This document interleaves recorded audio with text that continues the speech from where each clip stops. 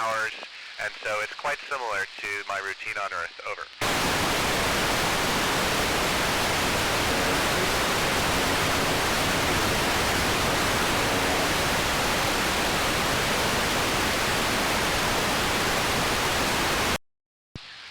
Well, we are floating up here all the time. We're in a constant state of free fall, and it is really, really important for our health that we exercise a lot. So we do about 2 hours of exercise every day. About half of that is what we call resistance exercise, where we are weight machine and we lift, do heavy lifts, and then the other half is cardio. So we have a bike mill up here. Over.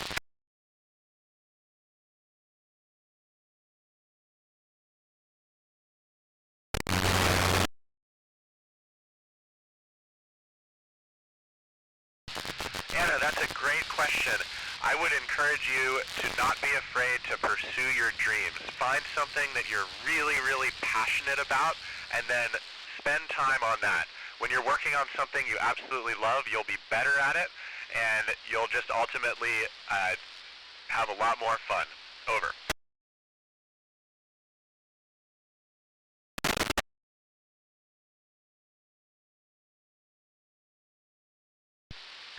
Emmy, training is so fun. We work on so many different things. We get to practice spacewalks in our neutral buoyancy lab. We get to fly our T-38 jet trainer.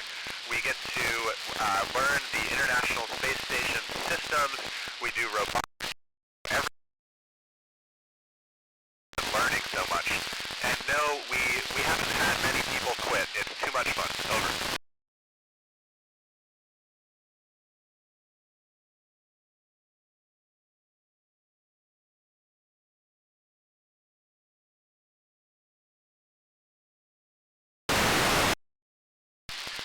I definitely remember that first view after we were inserted into low Earth orbit, looking down at our planet passing by from a completely new perspective, and the sense of speed, it was an unforgettable feeling.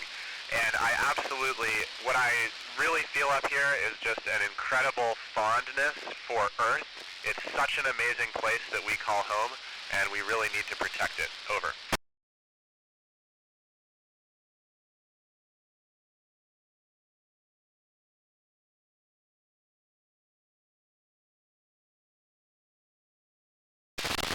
Corbin, I haven't experienced that yet. I will experience that at the end of my mission.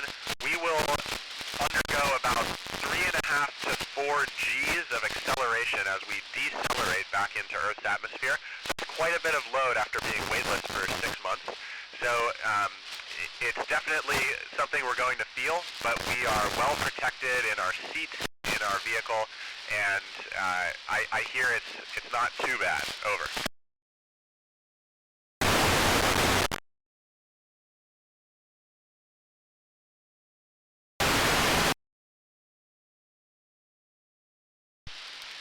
It is absolutely true that the body undergoes amazing changes when we get back to Earth. There are a lot of fluid shifts because after 6 months up here, we're used to, when we get back into Earth's gravity, we experience these fluid shifts, and those fluid shifts actually move blood away from the head, and so that is what could cause that feeling of lightheadedness.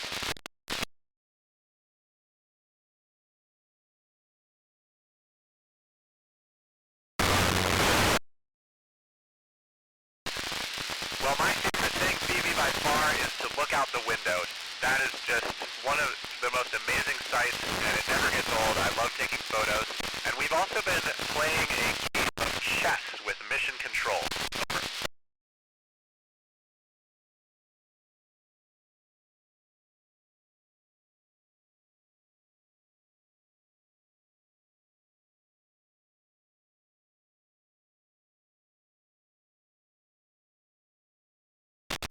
Yes, I'll tell you about one of those situations just last week. We actually had to open a hatch that had gotten stuck, and the handle of the hatch on the inside of the hatch was bumping up against stuff.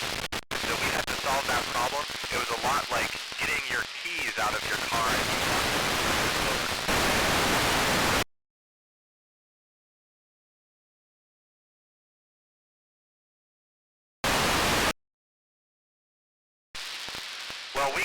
lot of training on possible contingency situations, and I can tell you for sure that if we had a situation like that, we would be fighting all the way as long as we could to regain control and get the situation back under control. Over.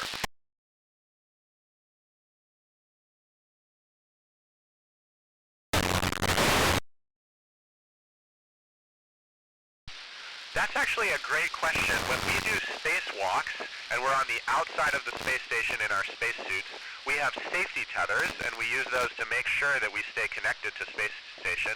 But in the unlikely event that the safety tether became disconnected and we became detached from structure, we actually have a special little, essentially jetpack set of thrusters. It's called the Safer. And we can actually fly ourselves back to the space station. So that's emergency only, but it is a capability that we have. Over.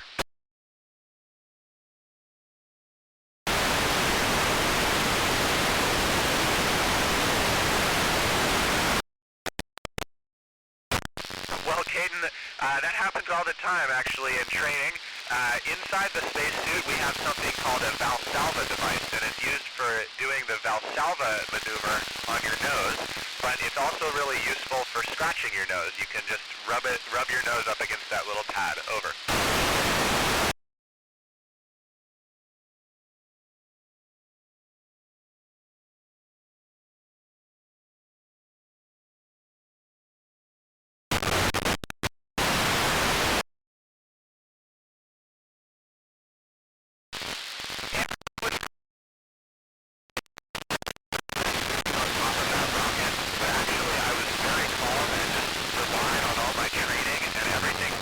Like the training, so I was actually surprised just how calm I was. Over.